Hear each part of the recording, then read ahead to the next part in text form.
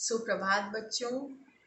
खूब खुश रहिए और बहुत अधिक ऊर्जावान और मेहनती बनिए। इसी शुभकामना के साथ आज मैं आपके सामने एक सुविचार रखती हूँ, जिसे ध्यान से सुनिए। जहाँ तक रास्ता दिखाई देता है वहाँ तक चल पड़ो।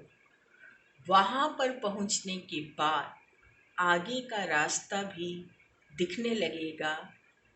बस शर्त यही है कि चलते रहो। ये सुविचार आपको यह बताता है कि जीवन में गतिशीलता बनी रहनी चाहिए। जहाँ जीवन ठहरा, मनुष्य का विकास या उन्नति वही रुक जाती है। गतिशीलता से मतलब या चलते रहने से मतलब ये नहीं कि आप वॉक करते रहिए, बल्कि गतिशीलता या चलते रहने से अर्थ है कि आप अपने लक्ष्य की दिशा में आगे बढ़ते रहिए। आपने जो एक गोल सेट किया है उस दिशा में निरंतर आगे बढ़ते रहिए।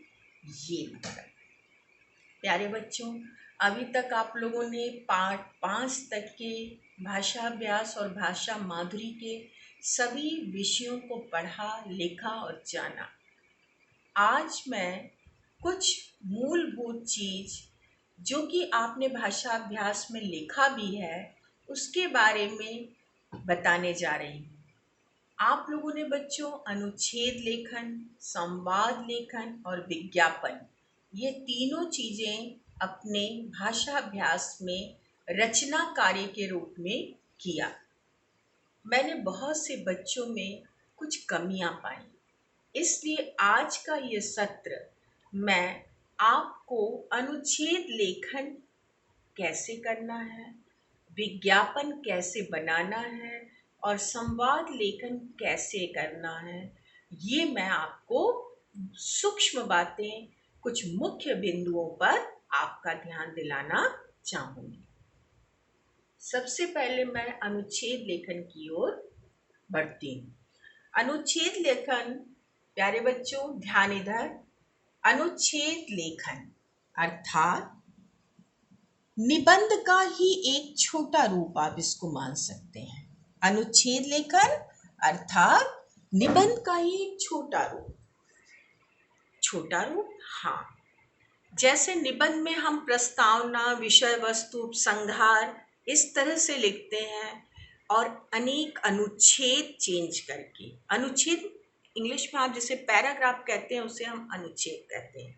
अनुच्छेद माने कुछ वाक्यों का एक समूह, ठीक है, जिसमें संबंधित विषय को बताया गया। ठीक, तो अनुच्छेद, जब आप निबंध लिखते हैं तो कई अनुच्छेद उसमें लिखते हैं, लेकिन अनुच्छेद लेखन में पूरी बात एक जगह से शुरू होगी, पहले वाक्य से, और उसी एक अनुच्छेद में आखिरी वाक्य पर खत्म होगी। कहने का मतलब ये कि आप अनुच्छेद परिवर्तन नहीं करेंगे। अपनी पूरी बात जो विषय दिया गया है उससे संबंधित सारी बात आप एक अनुच्छेद में लिखेंगे। अनुच्छेद लेखन कम से कम 8-9 लाइन का होना ही चाहिए और उससे बड़ा भी हो सकता है। कई बार शब्द सीमा दी जाती है कि आप 80 शब्दों का एक अनुच्छेद लिखिए या 100 शब्दों का एक अनुच्छेद लिखिए, तब तो आपके लिए राह आसान हो जाती है। आप शब्दों की काउंटिंग करके उस हिसाब से अनुच्छेद लिख लेते हैं। अन्यथा यदि ऐसा कुछ नहीं है तो आप 8, कम से कम 7-8 लाइन तो लिखिए अनुच्छेद में। ठीक है बच्चों, अब अनुच्छेद, जैसे आप टब में पानी रखा है उसमें एक कंकड़ी डालते हैं। जैसे ही आप कंकड़ी डालते हैं, कंकड़ का छोटा टुकड़ा डालते हैं, तो देखिए उसमें एक घेरा बनता है छोटा, फिर वो घेरा बड़ा होता जाता है और बड़ा होता जाता है और बड़ा होता जाता है। तो जो वो छोटा घेरा है वो आपके वाक्य है, और उन वाक्यों से जुड़ते हुए आपका जब वो घेरा जहां समाप्त होता है वो अनुच्छेद। ये मैंने एक उदाहरण के द्वारा समझाया, मेरी बात आप समझ गए होंगे। और वाक्य, वाक्य अनुच्छेद के कैसे होने चाहिए, ऐसे वाक्य होने चाहिए जिसमें भाव, जिसमें तथ्य और जिसमें अच्छे शब्द रूपी पंखुड़ी आपके हर वाक्य होने चाहिए। और इन पंखुड़ियों से जुड़कर अनुच्छेद एक फूल का रूप लेना चाहिए। अनुच्छेद को फिर से समझ लीजिए, वाक्य आपकी एक पंखुड़ी की तरह होना चाहिए जिसमें आपके तथ्य भी हों, आपके भावाभिव्यक्ति भी हो और जिसमें अच्छे शब्द भी। इतनी बात समझ में आई? तो अब इस पंखुड़ी को से तैयार होता है आपका अनुच्छेद रूपी फूल। सबसे पहले मैं इस संबंध में आपको एक और बात बताना चाहूंगी कि बहुत आवश्यकता से अधिक विषय को विस्तार अनुच्छेद में नहीं देना चाहिए, बल्कि सारांश में आपको अपनी बात को कह देना है। शुरू की एक दो पंक्तियों में विषय का परिचय देना है या प्रस्तावना के रूप में लिखना है। अगली 3-4 पंक्तियों में विषय को विस्तार देना है और अंत की 1-2 पंक्तियां या 3 पंक्तियों में आपको विषय को कंक्लूड करना है या उपसंहार के रूप में उसका निष्कर्ष या निचोड़ क्या है वो। तो इतनी बात आपके समझ में आ गई होगी कि अनुच्छेद हम कैसे लिखें। जैसे मैंने आपको दिया था पेड़ हमारे मित्र, इस विषय पर या पेड़ों के महत्व पर अनुच्छेद लिखने को कुछ बच्चों ने तो काबिले तारीफ प्रस्तुति की, किंतु बहुत से बच्चों ने 2 लाइन 3 लाइन कि पेड़ हमें औषधि देता है, शुरुआत ऐसे कर दिया, पेड़ हमें औषधि देता है, पेड़ हमें लकड़ी देता है, पेड़ हमें ठंडी और साफ हवा देता है।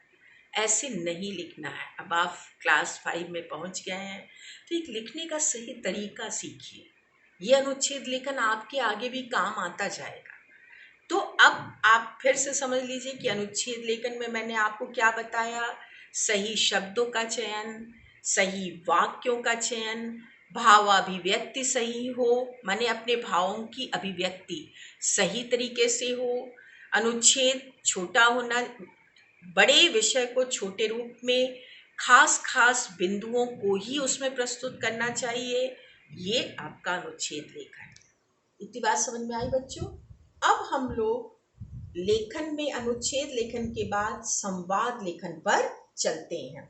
संवाद लेखन, आप लोगों ने बच्चों संवाद का अर्थ क्या है? संवाद माने बातचीत, संवाद माने एक दूसरे के साथ जो हम बातचीत करते हैं उसे हम संवाद कह सकते हैं। ये संवाद ग्राहक, क्रेता और विक्रेता के बीच में होता है। ये संवाद शिक्षक छात्रों के बीच में होता है। ये संवाद पिता बच्चे के बीच में, माता बच्चे के बीच में, आपसी दोस्त मित्र के बीच में। जब 2 या 2 से अधिक दो लोग आपस में बातचीत कर रहे हो तो उसे हम संवाद कहेंगे। ठीक है? संवाद क्या है? संवाद किस तरह से लिखा जाना चाहिए? जैसे आप लोगों ने पार्ट 2 में पढ़ा था कि 2 भाइयों के बीच घड़ी को लेकर के झगड़ा हो रहा है, उसे संवाद लेखन में प्रस्तुत कीजिए। ये था। कुछ बच्चों ने 2 लाइन में लिख दिया, घड़ी मैं लगाऊंगा, घड़ी तुम नहीं लगाओ। हो गया? नहीं। या हाँ नहीं, 1 लाइन में आपने लिख दिया, हाँ भैया मुझे दे दोगे, हाँ मैं तुम्हें नहीं दूंगा, ये ना लिख करके नहीं। ऐसे नहीं संवाद लेखन होता है। संवाद लेखन में पूरे वाक्य में आप लिखेंगे, नहीं मैं तुम्हें यह घड़ी नहीं दूंगा, भैया आप मुझे ये घड़ी देंगे, हाँ मैं तुम्हें ये घड़ी दूंगा। इस तरह से पूरे वाक्य में हाँ, नहीं, अच्छा, वाह, ये केवल पूरा वाक्य नहीं है, इस तरीके से नहीं। ठीक है? संवाद लेखन कई तरीके से आप देखते हैं इसका प्रयोग। जैसे कहानी में भी आपको संवाद लेखन दिखाई देता है। जैसे माँ ने बच्चे से कहा, फिर उसके बाद आप अगली पंक्ति में देखते हैं, बच्चे ने माँ को साफ साफ बता दिया सारी बातें। इस तरीके से आप यहाँ पर माँ और बच्चे का संवाद कहानी में भी देख लेते हैं। इसी तरह यदि लेखक निबंध लिख रहा है तो वहाँ भी आप देखते हैं निबंध में भी संवाद लेखन का प्रयोग। अपने से ही संवाद, अपने से ही प्रश्न करता है लेखक और अपने से ही जवाब देता है। जैसे, क्या बच्चों, क्या आप जानते हैं कि ये चीज ऐसे क्यों हुई? और उसके बाद फिर खुद जवाब देता है, हाँ ये चीज इस तरीके से हुई। जैसे मैं कई बार आपसे बात करती हूँ तो मैं खुद कह देती हूँ आप, जबकि मेरे सामने नहीं है, लेकिन मैं एज्यूम करके कि आप ये सोच रहे होंगे, मैं खुद कह देती हूँ जरूर आपके मन में ये चल रहा होगा। मैं ही प्रश्न करती हूँ और मैं ही ये जवाब दे लेती हूँ। आपके बाल मन को पढ़ते हुए या सोचते हुए, या इतने बच्चों को मैंने जब हर वर्ष पढ़ाया उस आधार पे कि आपके लेवल के बच्चों के प्रश्न क्या हो सकते हैं, उस आधार पर मैं ही खुद जवाब देती हूँ। तो संवाद लेखन दो लोगों के बीच मुख्य रूप से होता है, लेकिन कई बार कहानियों में, निबंध में, या भाषण के दौरान, या बोलते समय भी अकेले भी व्यक्ति संवाद को प्रस्तुत कर देता है। सच्चे अर्थों में आपको इतना विस्तार में जाने की जरूरत नहीं है। अभी आप कक्षा 5वीं के हैं, मैंने एक हल्की जानकारी जरूर दे दी, लेकिन संवाद लेखन जो आपके स्तर में है वो दो दोस्तों, दो लोगों के बीच का ही संवाद लेखन आपको अच्छे से जानना चाहिए। जैसे घड़ी वाला तो आप लोगों ने विषय जान ही लिया जो आपके पाठ में था। मैं अगर ये संवाद आपको लिखने के लिए दूं कि दो दोस्त क्रिकेट का मैच देख रहे हैं और आपस में क्या बात कर रहे हैं, इसे संवाद शैली में प्रस्तुत कीजिए। तो आप ऐसा लिख सकते हैं कि एक राम बन जाए, एक मोहन बन जाए। राम क्या बोलता है, दोस्त आज भारत और इंग्लैंड के बीच मैच देखना बहुत जरूरी है। और दूसरा दूसरा दोस्त जो मोहन है वो बोलता है कि हाँ, अब बस थोड़ी ही देर में तो शुरू होने जा रहा है, चलो हम लोग दूरदर्शन पर मैच देखते हैं, क्रिकेट का मैच देखते हैं। फिर अब राम बोलेगा, इस तरह से आप क्रिकेट से संबंधित कि मुझे तो बड़ी उम्मीद है कि भारत की टीम बहुत अच्छा खेलेगी और हर बार की तरह इस बार भारत विजयी होगा। अब मोहन बोलेगा, ऐसे क्रम सिलसिलेवार तरीके से। और शुरुआत आप करके अंत कंक्लूड जरूर कीजिए। ऐसा नहीं कि बीच में ही छोड़ दें। अंत में, हाँ क्रिकेट का मैच बहुत अच्छा रहा, चलो जैसी हम लोगों ने उम्मीद की थी वैसा ही रहा, और इसके साथ हमारा भारत विजयी हुआ। ऐसे करके कंक्लूड करके बीच में नहीं छोड़ना है। आप संवाद को लिखते हैं। संवाद लेखन भी एक दो वाक्य में नहीं कि आमने सामने वाला दो वाक्य वो बोला, दो वाक्य हम बोले, खत्म। ये तो केवल ऐसा लगेगा कि बिल्कुल औपचारिकता। संवाद लेखन भी कम से कम 4-5 लाइन का, एक एक व्यक्ति का संवाद, एक एक व्यक्ति के की बात के वाक्य तो होने ही चाहिए। ठीक है बच्चों, तो संवाद लेखन के बारे में भी आपने जाना। अब आप जब भी आगे संवाद लेखन लिखेंगे, या पिछला जो संवाद लेखन मैंने अगर सुधारो लिखा है या फिर से लिखो लिखा है तो उसको सुधार लीजिएगा। अब आप लोगों ने विस्तार से इसको समझा है। तीसरा, आप लोगों को मैं विज्ञापन की ओर ले चलती हूँ। विज्ञापन या इश्तहार या एडवर्टीजमेंट, ये विज्ञापन का अर्थ है इश्तहार या एडवर्टीजमेंट। प्रायः आप देखिए तो बाजारवाद या किसी भी चीज का बाजारीकरण अब बहुत ज्यादा हो गया है। पहले इतना हर एक, मतलब यहाँ तक कि हर एक त्योहार भी एक बाजार में दिखाई देने लगा है। पहले त्योहार घरों में हुआ करते थे, पहले त्योहार उत्सव कुछ भी ये घर परिवार और अपने समूह में हुआ करते थे, लेकिन अब ये बाजार में भी दिखने लगे हैं। जहाँ कोई क्रिसमस आया तो उससे संबंधित चीजें बाजार में पूरी जगहों पर दिखने लगती हैं। जहाँ कोई भी त्योहार आया उससे संबंधित चीजें। तो ये सारी चीजें इसलिए बता रही हूँ कि इन सब चीजों को आप ध्यान में रखिए, और साथ में विज्ञापन भी इन सारी चीजों से संबंधित है। आप अगर कोई चुनाव है तो देखिए विज्ञापन के पोस्टर बैनर लग जाते हैं, आप हर जगह निगाह घुमाइए तो आपको दिखने लगते हैं। अगर इलेक्शन का समय नहीं है तो आप वैसे घूमिए तो कहीं सुधा दूध का प्रचार, तो कहीं होंडा गाड़ी का प्रचार, तो कहीं किसी हर एक समय किसी न किसी चीज का प्रचार आप देखेंगे हर जगह। फिर आप अगर अच्छा सा कोई सीरियल देख रहे हैं, दूरदर्शन में कोई धारावाहिक देख रहे हैं, तो बीच में आपको कोई प्रचार आकर के तरह तरह की बातें आपको बताने लगेगा, आपको आकर्षित करने लगेगा। ये इश्तहार या विज्ञापन आज हमारे जीवन का एक जैसे अंग बन गए हैं।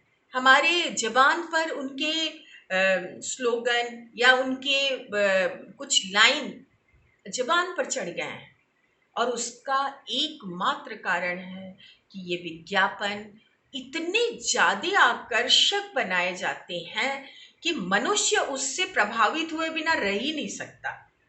इस तरीके से मनुष्य को लुभाते हैं या आकर्षित करते हैं कि मनुष्य उससे प्रभावित होता ही है। तो प्यारे बच्चों, आप लोगों ने अपने पाठ 5 में एक छोटा सा विज्ञापन लेखन भाषा अभ्यास में आपको लिखने के लिए दिया गया था।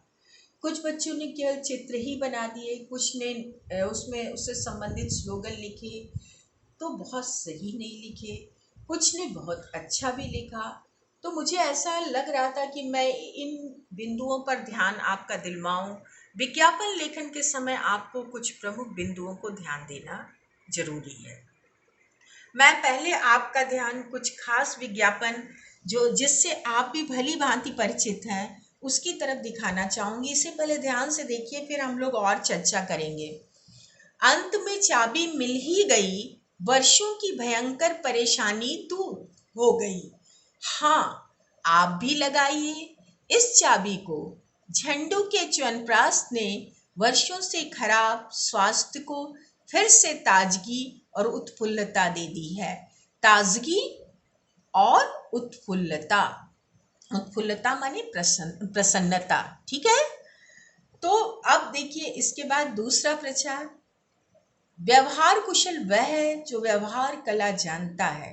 भाषा कुशल वह है जो व्याकरण व्यवहार पढ़ता है। व्याकरण व्यवहार, व्याकरण के नियमों का सुखद संसार जो बनाता है व्याकरणों को चुटकुलों सा मजेदार। ये व्याकरण की एक किताब का प्रचार था।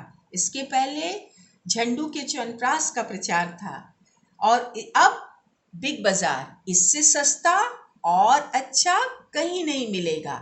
ये तो आप लोग जानते ही होंगे, अभी नया बिग बाजार का ही है।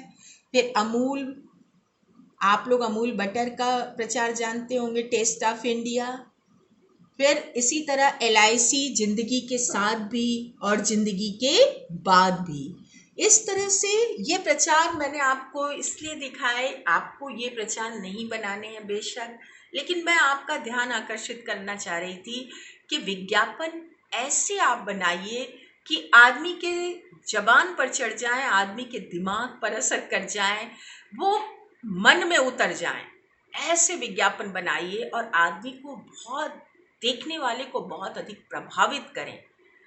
आपका जो उद्देश्य है विज्ञापन के द्वारा किसी को प्रभावित करना या लुभाना या उससे प्रेरित करना, वो पूरा। अब आप लोगों ने जो विज्ञापन बनाए थे उसमें जो कमियां हैं उसको सुधार लीजिएगा।